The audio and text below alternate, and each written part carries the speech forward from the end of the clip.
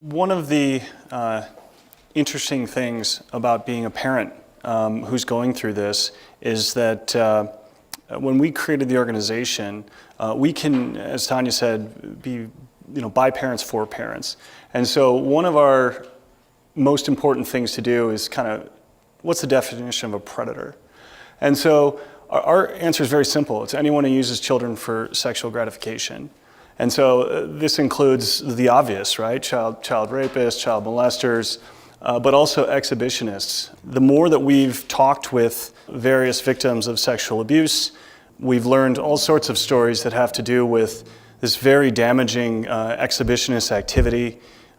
Just as a point in reference, someone that I know well told me that they were, as a child, walking to school. Someone called them over to the car and said, "Hey, I need directions," grabbed their arm, and he was naked from the waist down, said, "Look at me, look at me, look at me," and then let her go eventually, and she ran off to school. So, these types of things happen, and even though that child wasn't physically, sexually abused, that is incredibly damaging, and these types of things are things we need to talk about. So we would lump them in with predators, and we're not scared of using the word. I'm not a doctor or some scholar who's worried about the blowback from usage of the word predator. People who exhibit predatory behaviors are predators. It's pretty simple to us. This is also voyeurs, the peeping toms, the creepy guy who put his cell phone underneath the TJ Maxx changing room and tried to video an 11-year-old girl who I don't know if you guys saw that on YouTube recently, but of course this is something we pay attention to. It was something that I saw, and I thought, that's damaging to that girl, and that's a predator. Even if that guy didn't touch her, that's predatory behavior. Let's call it what it is. That also involves child porn creators and viewers. If you're watching child porn, some child had to be abused for you to get your pleasure, and you're a predator. Also, this is a more uncomfortable one. Older children who sexually abuse or experiment with younger children. That's scary for us. That could be a cousin, that could be a nephew, it could be someone we care about. And if they're exhibiting predatory behavior, that's something that we need to talk about. PACSA parents believe that it's our job to keep all children safe from predators. So it's your child, or it's the children on your kid's soccer team, or it's your niece, or it's some children that you see having a good time at the park and you notice someone who's exhibiting red flag behavior.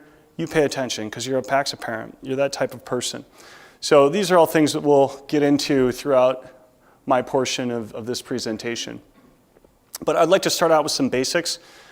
This kind of makes it simple. There are really two types of predator, preferential or fixated child molesters. This is your classic pedophile. This is someone who is just sexually attracted to children, no ifs, ands, or buts. Statistically speaking, as I said earlier, I'm no doctor, I'm no psychologist, but I've read up on it, and I've read 6 different books on this topic since the last time I gave up here and gave a speech. And I've learned a lot about this. You have the preferential or fixated child molester, and then you have the regressed or situational child molesters. And so the majority of child molesters, from everything I've read, again, I would love anyone who has better information to please inform me. I'll put it on the website. It would be great if someone wanted to share more information. But from what I've found is that regressed or situational child molesters are much more common. This would be a dad who molests his daughter. This would be a 16-year-old boy who sexually abuses an 8-year-old boy. These are people who've related sexually to peers at some point in their lives, and a number of different things. Typically, there's some childhood trauma that has gone on with them as well. This is something that we can dive into a little bit later.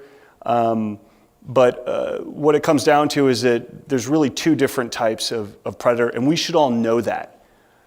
There's also 2 approaches, and there's a power predator. This is almost impossible to stop. This is the predator who grabs a child, takes them into a closet, or takes them into a garage, and molests them in an aggressive manner.